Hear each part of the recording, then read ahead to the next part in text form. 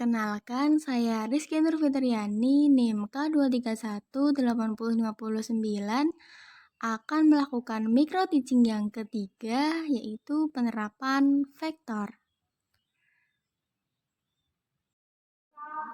Assalamualaikum, selamat siang teman-teman.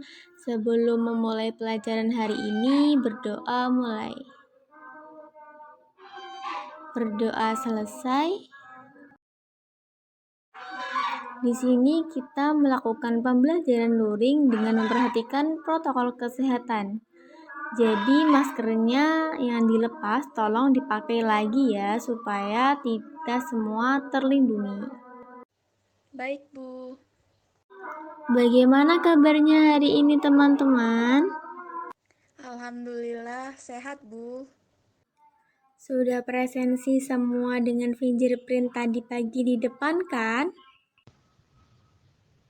Sudah, Bu. Sudah cuci tangan atau pakai hand sanitizer kan? Sudah, Bu. Oke, sip. Pertemuan sebelumnya kita sudah membahas mengenai gambar vektor dan operasi vektor. Masih ingat kan? Oke, ada yang mau menyampaikan tentang materi yang kemarin? Saya, Bu. Vektor adalah besaran yang memerhatikan nilai dan arah. Dua vektor dikatakan sama apabila besar dan arahnya sama. Selain itu tidak sama, Bu. Kalau operasi vektor itu ada dua, yaitu jumlah dan selisih vektor sama operasi perkalian. Metode untuk penyelesaian penjumlahan dan selisih vektor ada 4, yaitu jejer genjang, segitiga, poligon, dan uraian. Kalau yang perkalian vektor ada 2, yaitu perkalian skala dengan vektor dan perkalian vektor dengan vektor. Oke, lengkap sekali. Terima kasih Mbak Yunita. Nah, hari ini kita akan belajar mengenai penerapan vektor. Tujuan pembelajaran pada pertemuan ini adalah memahami penerapan vektor dalam kehidupan sehari-hari. Pada hari ini kita akan belajar secara kelompok yang terdiri dari 3 sampai 4 anggota per kelompok. Kemudian nanti juga akan dibagikan gambar sesuai dengan pengacakan aplikasi Spinduel. Kemudian nanti juga ditentukan sekalian ya perencanaan peran dalam diskusi. Lalu perwakilan kelompok menyampaikan hasil diskusi sementara kelompok yang lain menyimak dan menanggapi atau boleh juga bertanya kepada kelompok yang menyampaikan. Sekarang saya tawarkan nih, mau memilih kelompok sendiri atau dipilihkan? Dipilihkan saja, Bu. Oke, sebentar ya.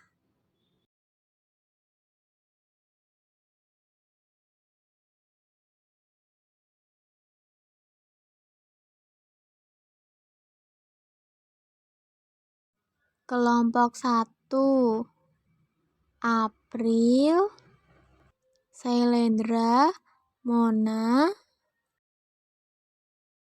Seperti ini apa setuju? Setuju. Oke, sekarang kita acak gambar dengan aplikasi Spinduel.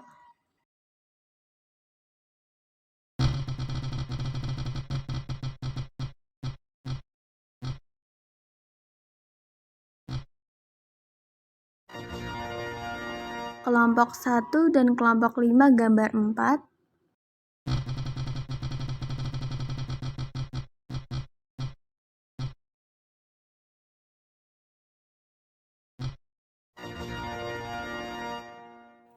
Kelompok 2 dan kelompok 6 gambar 2.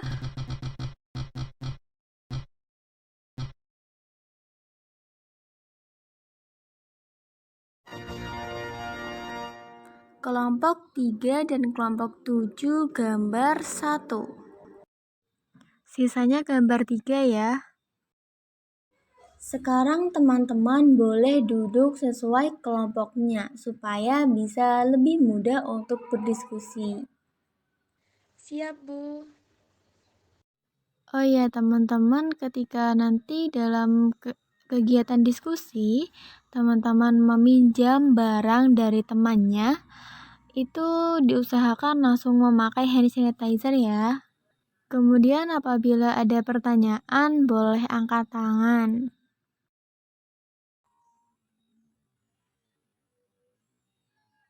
Oke teman-teman, diskusinya sudah selesai kan? Sudah, Bu. Sip, oke. Selanjutnya penyampaian hasil diskusi. Tadi kan ada 4 gambar. Setiap gambar dibahas 2 kelompok. Nah, nanti setiap gambar perwakilan saja ya yang menyampaikan. Oke, yang mau pertama kali menyampaikan hasil diskusi kelompoknya siapa? Saya Bu dari kelompok 7. Wah, silakan Mbak Rahma.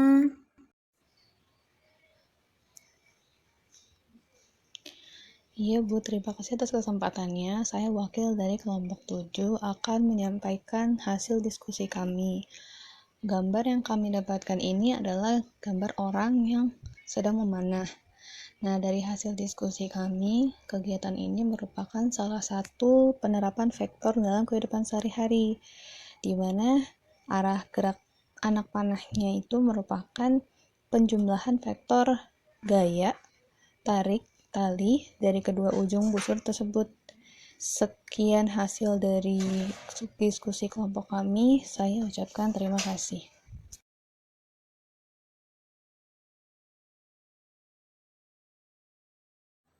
Oke, terima kasih Mbak Rahma. Dari kelompok lain, apakah ada tanggapan? Ada, Bu.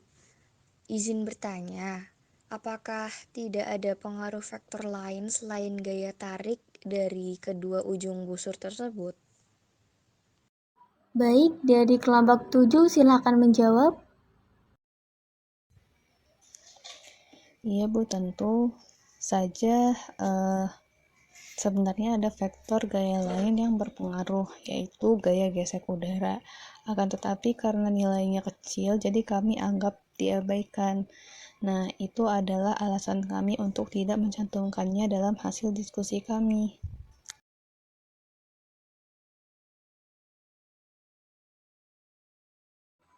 Oke, ada tanggapan dari Mbak Tiara? Sudah cukup. Terima kasih. Oke, terima kasih kelompok 7 dan Mbak Tiara. Silahkan, selanjutnya siapa? Saya Bu Aprilia dari kelompok 1. Oke, silakan Mbak April. Baik, di sini saya perwakilan dari kelompok 1 akan menyampaikan hasil diskusi kami tentang gambar orang terjun payung yang ditinjau dari vektor. Di sini kami menyimpulkan bahwa dalam peristiwa terjun payung itu terdapat konsep fisika, yaitu vektor. Pada peristiwa ini terdapat 2 vektor, yaitu resultan gaya berat manusia dengan payungnya yang dipengaruhi oleh gaya gravitasi dan terjadi pengurangan vektor akibat adanya gaya dorong dari angin.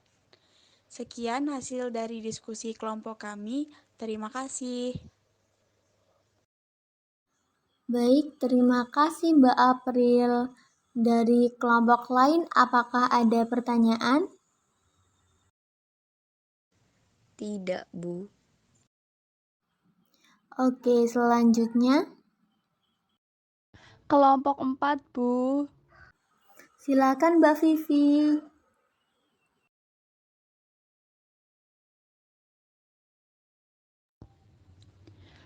Baik, Bu. Kami dari kelompok 4 akan menyampaikan hasil dari diskusi kami tentang penerapan vektor dalam kehidupan sehari-hari pada gambar orang yang mendayung perahu di laut. Di sini, kita mendapatkan bahwa peristiwa ini terdapat vektor yang berpengaruh. Vektor dari kecepatan perahu dipengaruhi oleh gaya gayung penumpang dan gaya berat dari manusia dan perahu. Tidak itu saja, ada pula pengaruh dari vektor kecepatan arus dari air laut. Sekian presentasi dari kelompok kami, kurang lebihnya kami mohon maaf. Terima kasih. Baik, terima kasih kelompok 4. Dari kelompok lain, apakah ada yang mau menanggapi? Tidak, Bu. Oke, baik. Kita lanjut yang selanjutnya ya, yaitu ke gambar yang kedua. Kelompok mana yang mau mewakili? Kelompok 6, Bu.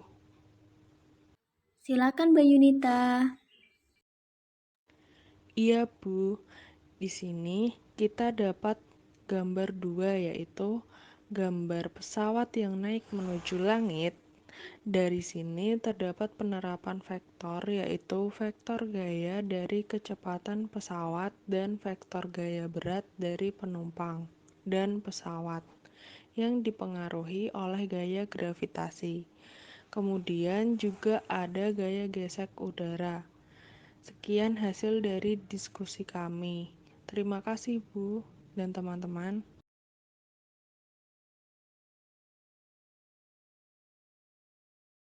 Oke, terima kasih kembali Mbak Yunita.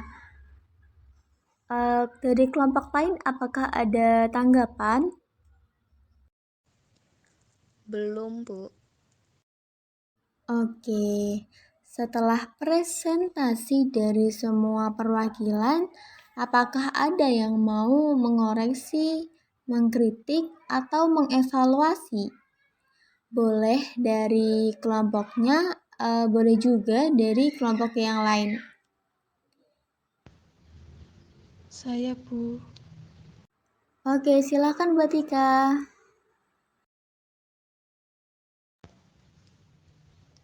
Saya mau memberikan saran kepada kelompok 7, kalau gaya gesek udara sebaiknya itu dituliskan saja dalam hasil diskusi kelompok 7, seperti jawaban dari pertanyaan Mbak Tiara, karena supaya lebih banyak penerapan vektor dalam peristiwa tersebut.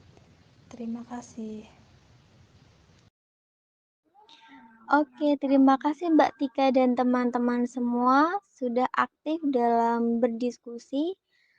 Saya sepakat dengan Mbak Tika dan dari jawaban kelompok 7 tadi, terutama untuk alasan dari pertanyaan Mbak Tiara tadi. Jadi, nanti bisa ditambahkan di hasil ya.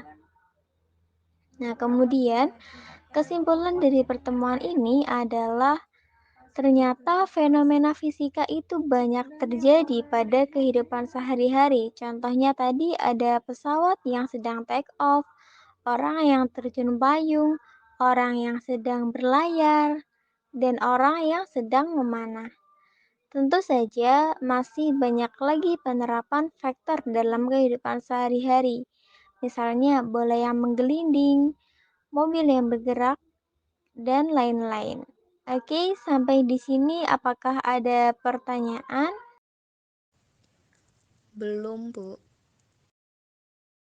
Oke, kita cukupkan pertemuan kali ini. Agenda pertemuan selanjutnya yaitu mengenai GLBB atau gerak lurus berubah beraturan dalam kehidupan sehari-hari.